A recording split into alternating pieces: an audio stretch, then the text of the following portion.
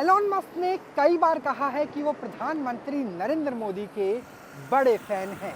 तो क्या टेस्ला की सेल्फ ड्राइव गाड़ियां हिंदुस्तान की सड़कों पर फर्राटे भरती हुई नजर आएगी? क्या कोई पीएलआई स्कीम है या एक नए तरह का मैकेनिज्म तैयार किया गया है? क्योंकि भारत के कैबिनेट मंत्री नितिन गडकरी तो कई बार कह चुके हैं कि जब तक टेस्ला यहाँ बनेगी नहीं तब तक यहाँ टेस्ला चलेगी नहीं। तो दावोस में क्या हुआ, क्या है इसके पीछे की पूरी कहानी, वो आपको समझाते हैं। दरअसल सूत्रों की माने तो भारत सरकार एक नई स्कीम लेकर आ रही है। उस स्कीम के तहत आप अगर विदेश में गाड़ियां बनाते हैं और उस गाड़ी की कीमत लगभग 30 लाख या 30 लाख से कम है तो आपको इंपोर्ट ड्यूटी में छूट मिल सकती है। इसलिए सबसे पहले समझना ज़रूरी है कि इंपोर्ट ड्यूटी दरअसल विदेशी गाड़ियों के लिए क्या है।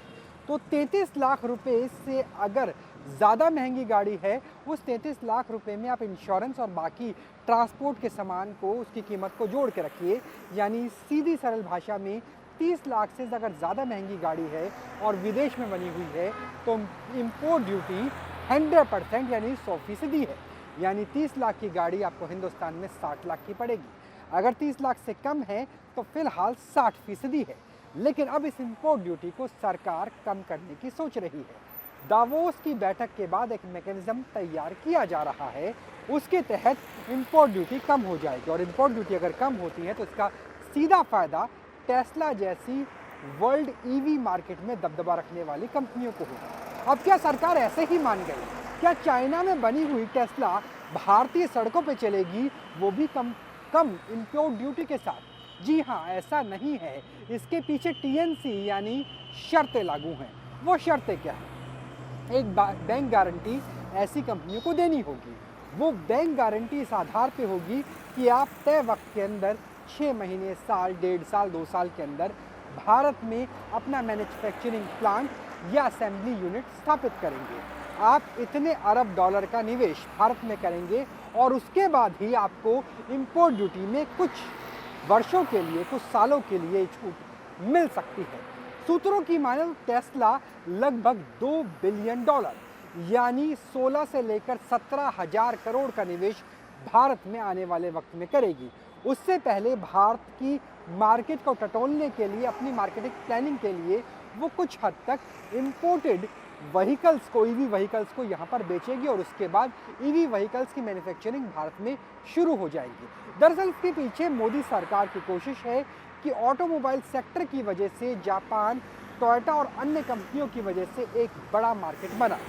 जर्मनी के साथ भी BMW से लेकर के कई कंपनियां शामिल हैं। ऐसे में जब ऑटोमोबाइल इंडस्ट्री किसी देश में आती है, वो भी इलेक्ट्रिक व्हीकल्स के साथ आती है, तो ना सिर्फ हमारी जो इंपोर्ट डिपेंडेंसी है क्रूड ऑयल को लेकर वो कम होगी, बल्कि रोजगार के कई नए अवसर भी पैदा होंगे।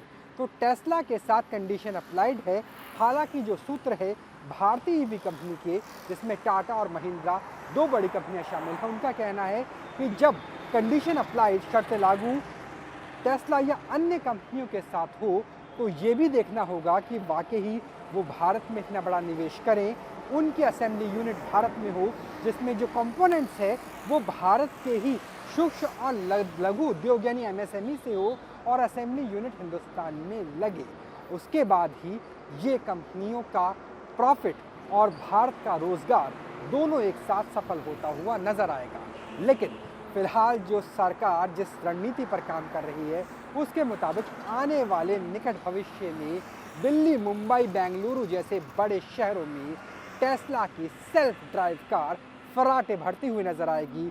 और इसी प्लानिंग के तहत भारत को ऑटोमोबाइल ही नहीं, इलेक्ट्रिक व्हीकल में भी वर्ल्ड लीडर बनाने की प्लानिंग मोदी सरकार ने कर ली है। कैमरा सहयोगी संदीप सिंह के साथ राहुल डबास को दीजिए इजाज़त और हर एक खबर से बाखबर होने के लिए बने रहिए न्यूज़ नेशन के साथ।